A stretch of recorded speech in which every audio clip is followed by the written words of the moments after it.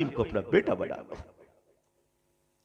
कोई बेवा औरत है, मुताल्लिका औरत है, उसकी मदद कीजिए। अगर निकाह की उम्र बाकी है तो उसकी दूसरी शादी करवाइए। यह आपकी जिम्मेदारी है। वरना याद रखिए, एक मस्जिद के अहाते में अगर कोई औरत मजबूरन अपनी आबरू का सौदा करती है तो हाजी साहब, नमाजी साहब, बचोगे नहीं।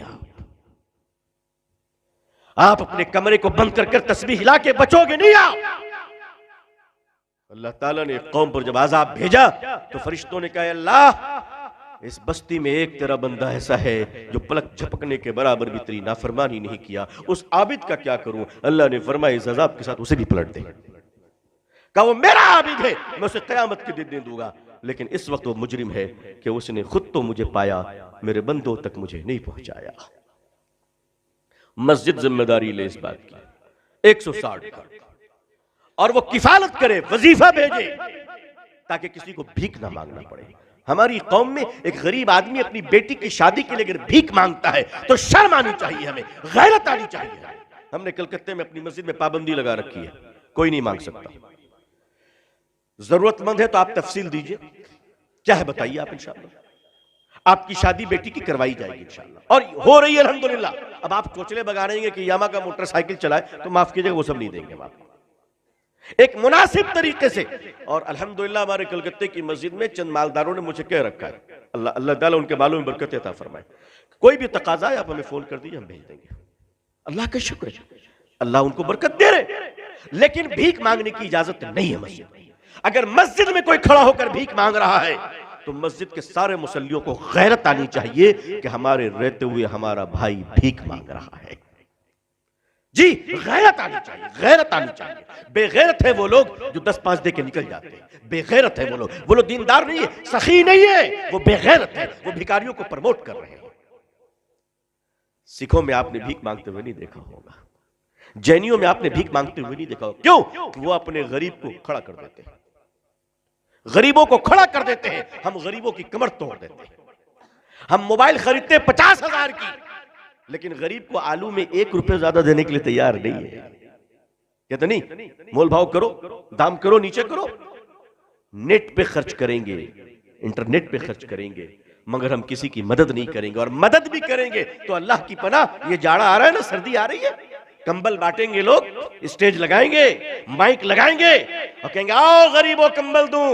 उस वक्त तक नहीं दूंगा जब तक कि फोटोग्राफर ना आ जाए, क्योंकि हम खुदा को दिखाने के लिए थोड़ी ना दे रहे हैं। और उसके बाद कंबल भी देंगे तो ऐसे गरीब को हाथ इस तरफ, चेहरा फोटोग्राफर की तरफ। क्यों गरीबों को जलील करते हो? सोचो अगर मंजर बदल जाए तो कैसा लगेगा। अगर कल को वो इस तरफ हुआ, तुम उस तरफ हुए, तब क्या होगा? तब क्या होगा? आज अल्लाह ने देने के लायक बनाया है तो चर्बी जम गई है, फोटो खिंचवा कर देते हो गरीबों को। इसी मुल्क के मारवाड़ियों को, मेरी बड़ी मशहूर तकरीर है इस पे, मारवाड़ियों ने किस तरह खिदमत की है। लोगों, गैरों को सिर्फ बुरा कहने से नहीं होगा, हमारी अच्छाइयां उन्होंने ले ली, उनकी बुराइयां हमने ले ली। आइए, अगर मुकाबला करना है, जो गम आपके दिल में है 2 दिन से, मैं उस गम से अलग नहीं हूं। मैं तो उससे इतना मुतासिर हूं कि बस अल्लाह बुलवा रहा है इस वक्त तो मैं आपसे बोल रहा हूं, वरना मेरी हैसियत नहीं कि मैं तकलीफ कर सकता था। मैं आपसे कम गमगीन नहीं हूं, लेकिन इलाज तो ढूंढना पड़ेगा ना। अगर हम आप रोने ही लगेंगे तो काम कौन करेगा? इलाज तो ढूंढना पड़ेगा कि इस गम से तो निकलना पड़ेगा, मुतबादिल तो ढूंढना पड़ेगा। और वो मुतबादिल ये है कि मुसलमानों, जिस पार्टी में तुमको रहना है रहो, चमचागिरी बंद करो। तुमको जो पार्टी करना है करो, चमचागिरी मत करो।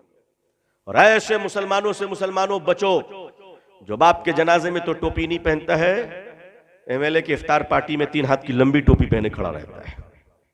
ऐसे भिखारी मुसलमानों से बचो।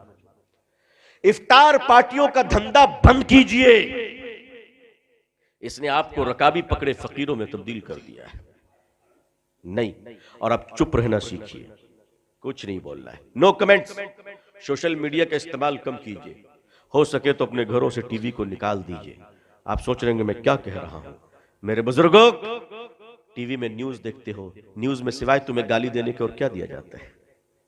बंद करो टीवी देखना। अपने कौम को गाली सुनवाने के लिए तुम पैसे खर्च करते हो।